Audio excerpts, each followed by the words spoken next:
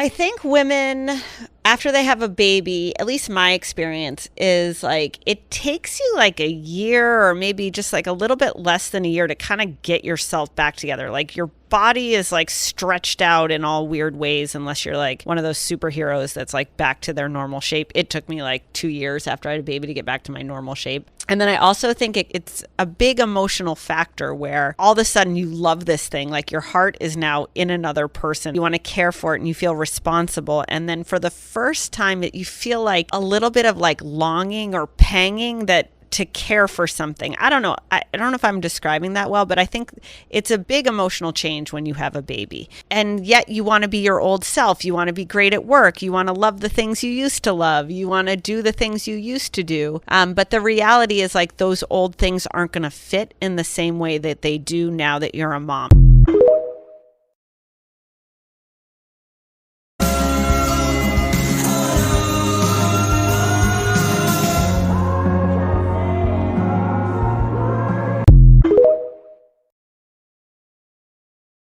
When you have a baby, you realize how strong your relationship is. Let me elaborate. I don't care how much passion you have in your relationship, you will become roommates for a very short time. You'll be two ships passing in the night. You will be handing that baby off like a baton, like a football. You'll be talking about poop, pee, throw up, food, everything. All the glitz, all the glam, it simmers down for just a second and you will become roommates. Two people coexisting with one goal in mind, getting that baby to sleep, making sure they're eating enough, and figuring out if you're doing a good job or not. How long the roommate stage lasts, I think, depends on how difficult it is to transition through the newborn phase, depending upon if your baby's colic or not, etc. But I think it also really depends on how good your communication is and the foundation of your relationship. Having a friendship with your partner is a key to being able to get through the roommate stage with a little bit of fun, a little bit of laughter, and a little bit of like, what the hell is going on? But we're figuring it out together kind of vibe. Knowing that this phase is not going to last forever and having the grace for each other to know you're going to be too exhausted to talk sometimes. Just sitting there and hugging,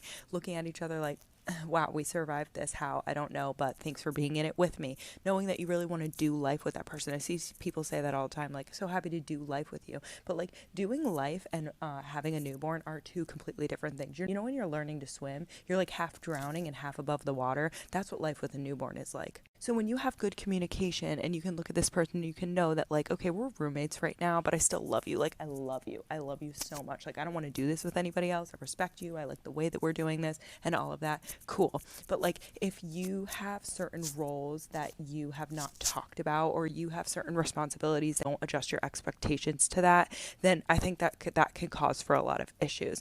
So when you're living as roommates, things like the laundry piling up and probably not getting done for days on end, not having any underwear, those kind of things, whoever's responsibility is the laundry, then understanding that giving that person grace. Leaving a coffee cup in the bathroom for 5 days. I just cleaned one up this morning, but did he say something to me? Absolutely not. He did not, because he knows that my brain is in 25 different places and we're in roommate mode. We are in the mode of like, love you, got you, but like, you're allowed to do whatever. I have throw up all over my shirt. Do you think he cares? No, because he has throw up on him too. And we're not looking at each other through that lens of like, we're looking at each other through that lens of like, wow, you're surviving and I respect you for that. And we can laugh as well a little bit. Cool. And we're going to hold it down and we're going to get back to that. Like, we're going to start having more time for ourselves. It's just like not the moment right now, and that's okay. I'm not going anywhere, neither are you. But it all starts with the foundation of knowing that you're friends, having great communication and being present to each other. Just wanted to speak on this because I don't feel like a lot of people do, and I think it's really important to remember that if you're not sitting there like, oh, everything's beautiful, it's amazing, oh, we're so in love and we have this newborn, like, no, it's chaos. It is chaos. It is survival of the fittest, and the key is to surviving together.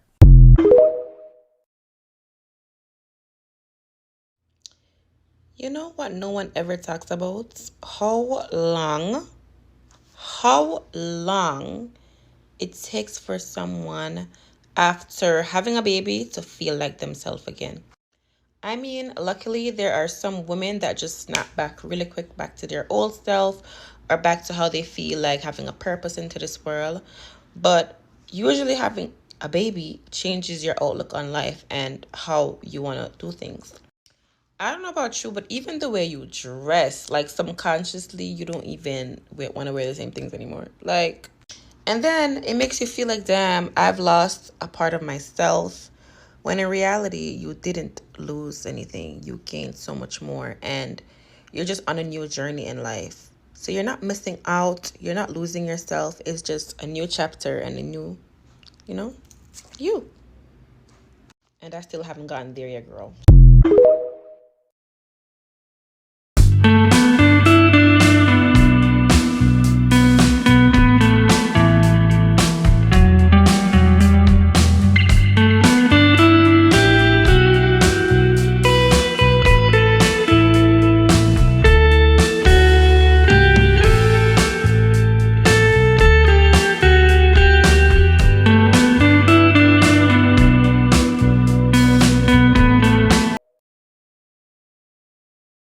Here are 3 ways that having a child will change your life coming from a pediatrician. So number 1, having a baby changes the way you live and the way you think.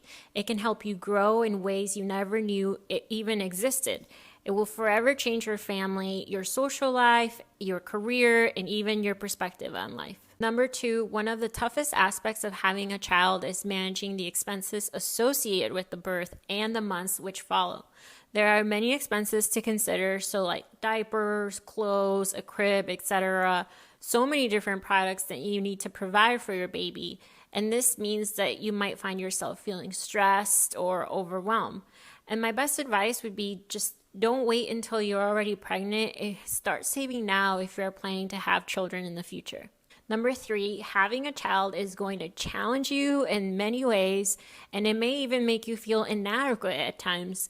But really, being a parent isn't about being perfect. It's about raising good kids who have a chance to become good people and who can contribute positively to their community.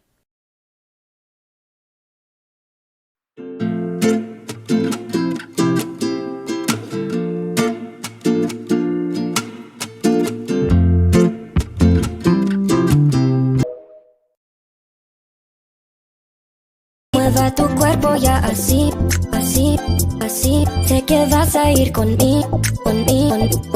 Siempre estoy pensando en ti, en ti, en ti. Me encanta tu energía, energía, energía. Frozen in snow.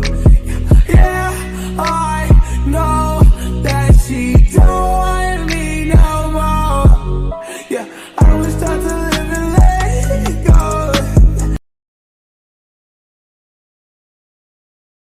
Jordan Peterson said something very interesting. He says, man will not really lose the ability to be selfish until you have a kid. Once you have a kid, something changes about you. Everything's about, I'm going to go do this. And yeah, you love your wife, but you love your wife in a different way than you love your mom, in a different way than you love your dad. I've experienced all those loves. It's a very, very different love for your kid. The Jewish proverb says, there's 3 things every man should do. Plant a tree, write a book, have a son. Because all those 3 outlive you. When you write a book, if you write a good book, people are going to read it when you're dead. When you plant a tree, if you do it right, it's going to outlive you. When you have a son, it's going to outlive you and your legacy continues. There's 3 things you don't know until you have a baby. The one is that you didn't grow up yet. Because you actually don't grow up until someone else is more important than you. You can't. So people think they grow up if they don't have children, but they don't. They just think they do. Now, there are some people who make sacrifices of other sorts, but this is a whole different ball of wax as far as I'm concerned. It's not a very elegant metaphor, but you learn that it's kind of a relief not to be the center of attention. That's cool, that you can sit back. Because, of course, your child in your family and in society is immediately the center of attention. And so, unless you're narcissistic, then you allow that to happen. And then you learn all sorts of really good things about other people, because other people really like babies. It's so cool. I lived in Montreal when we had our first child, and I lived in a pretty rough neighborhood, by Montreal standards, right? It's like, Montreal is such a great city, like Toronto. It's like even the rough neighborhoods they're more like charming with a little, dark underbelly, something like that. But there were some rough characters in our neighborhood, and it was pretty poor. And we'd push her around in her stroller, and these like grizzled, wrecked old guys would come by, and they'd look at her, and they'd just light up, and they'd come over and like smile at her, and you just saw their the positive element of their humanity just well forth. There has to be something seriously wrong with you if you don't respond that way to a baby. Having a male baby can alter the mother's brain forever. Male fetuses leave traces of their DNA in the mother's brain, which can persist there for the rest of her life. One study showed that women with higher levels of male DNA in their brains had a lower risk of developing Alzheimer's disease. The researchers suggest that this correlation may indicate a potential protective effect of male fetal DNA against the disease. The persistence of fetal DNA in a mother's body after pregnancy is called fetal microchimerism. Although it has the potential to improve a mother's health by enhancing tissue repair and strengthening her immune system, it can also have negative effects, such as autoimmune reactions. The study was published in the journal PLOS One, and it's entitled Male Microchimerism in the Human Female Brain. Having children changes the manner.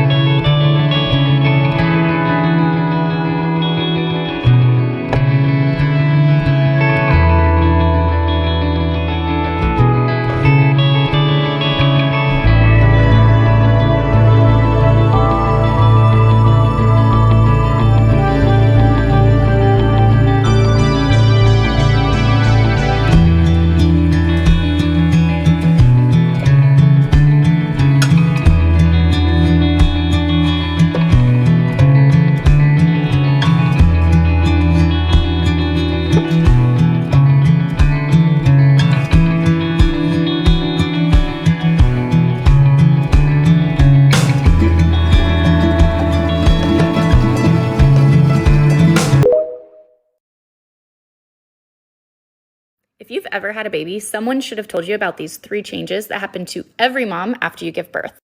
These 3 things happen to every single mom after she has a baby. I'm technically going to tell you about 4, but that last one may not happen to every mom. The first one is changes to your digestion. So after you give birth, you have less digestive enzymes and less stomach acids, which is going to affect your body's ability to digest efficiently. This can cause gas, bloating, discomfort, hemorrhoids, constipation. So if you don't know how to eat in a way that supports these changes after birth, you might be having issues with your digestion.